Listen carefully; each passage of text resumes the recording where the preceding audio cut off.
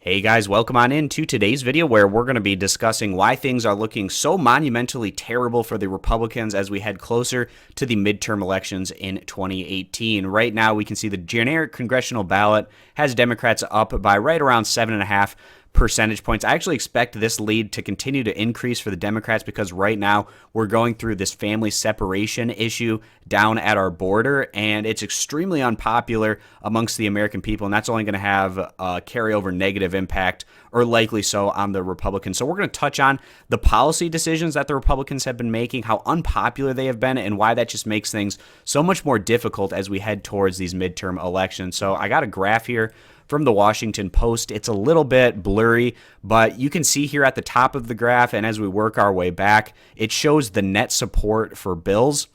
And you can see here the three things that the Republicans have been talking about or passing. We have the separate the immigrant children and parents in 2018. That's the least supported thing on this whole list of major legislation, but also the GOP Tax Reform Bill as well as the GOP Health Care Bill are also, if you take those three things together, they're the most unpopular and least supported out of all the major legislation.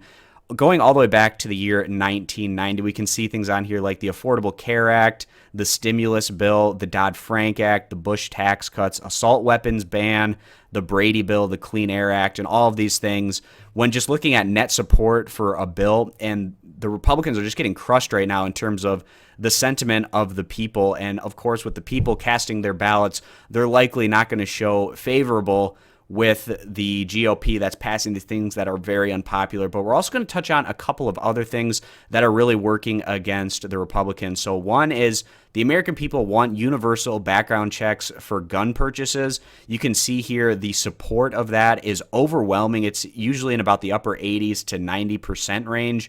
And we can't get universal background checks passed because it's blocked by the Republicans, who are supported by the NRA. So that's another thing that's really working against them. And then another big one that's been discussed over the past couple of years, of course, the repeal of net neutrality. And this isn't just an issue amongst independents and Democrats, it's also extremely popular amongst Republicans. So as we can see here, the conclusion of this poll result, 83% oppose repealing net neutrality, 89% of Democrats and 86% of independents.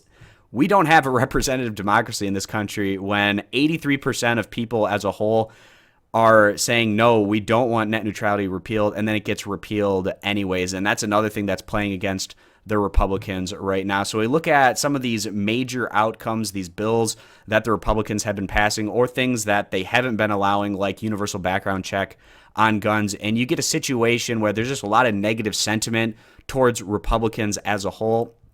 Moving on here, another recent poll from NBC and the Wall Street Journal.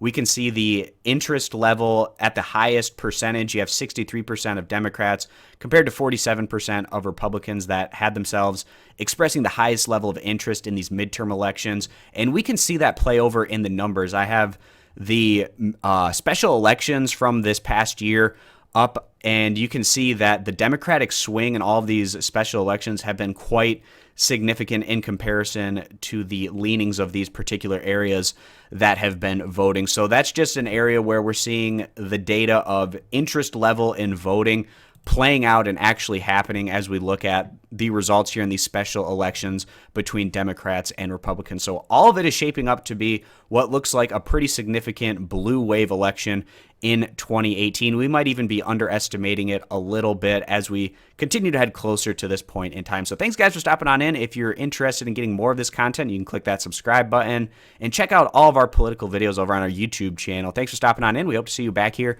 for future videos. Bye.